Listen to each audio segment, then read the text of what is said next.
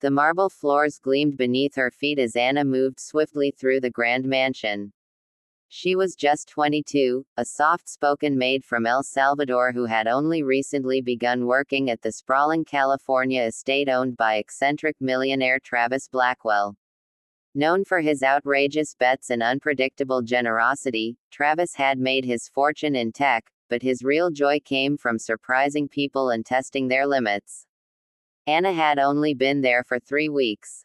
Quiet, observant, and respectful, she never got in the way and always did her job with quiet precision. She never bragged, never complained, and never said a word more than she had to. Travis barely noticed her, until one crisp Saturday morning. He was sitting in his sunroom, surrounded by his elite guests, investors, influencers, celebrities, laughing over expensive wine and caviar. On a whim, he held up a worn-looking book. It was a rare manuscript he'd purchased from an auction in Morocco, filled with an ancient dialect only a handful of people on Earth could read. "Anyone who can translate this," he joked, waving the book, "gets my private jet for the weekend." Everyone laughed. No one moved. "Come on," he nudged his assistant.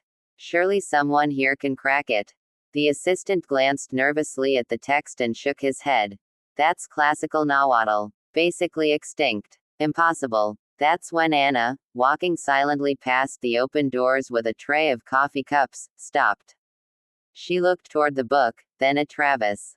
"May I see that?" she asked softly. Everyone turned. Travis raised an eyebrow. "The maid." He smirked but held out the book. "Sure, sweetheart. Impress me." Anna stepped forward, gently took the book, and sat on the edge of the sofa. Silence fell in the room as she flipped through the pages. Her eyes scanned quickly, focused, calm. Within seconds, she began to speak. "The sun bows before the serpent. When the blood of kings touches soil, only the child of fire will rise." Her voice was steady, fluent, her pronunciation flawless. Travis's smirk vanished. You can read this." Anna nodded. "My great-grandmother was one of the last tribal language teachers in our region. She taught me as a child. We used to read texts like this together." The guests gasped. Travis leaned forward, stunned. "Say that first part again." She did. And that's when he whispered, "Oh my God." Part 2. Travis wasn't just shocked, he was visibly shaken. That manuscript had baffled every academic he'd brought it to. The quote Anna had translated wasn't just poetic, it mirrored the mythology his new gaming company was basing its next $100 million project on. He stood abruptly and motioned for Anna to follow him. They left the guests behind and moved into his private study, a sleek room filled with books, artifacts, and a massive map stretched across the wall. "Read this," he said, handing her another old parchment. She scanned it and began translating effortlessly. "This is exactly the lore we've been chasing," he said, pacing like a madman.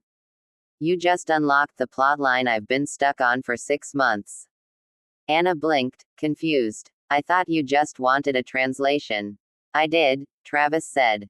"But you just did something no PhD or historian I've paid could do." "Do you know what this means?" She shook her head, clutching the tray she still carried. He grinned like a child. "It means I owe you a jet." Anna chuckled nervously. "You were joking." He pulled out his phone and tapped a few buttons. "Anna, I don't joke when someone actually wins my challenge." 10 minutes later, his assistant handed her a gold-edged folder. Inside, Travis said, "As a weekend access pass to my private jet. You pick the destination. Paris, Tokyo, anywhere. Fully staffed. Fully fueled." Anna stared at it, stunned. I don't even know what to say," she stammered. "Say you'll consider joining my team."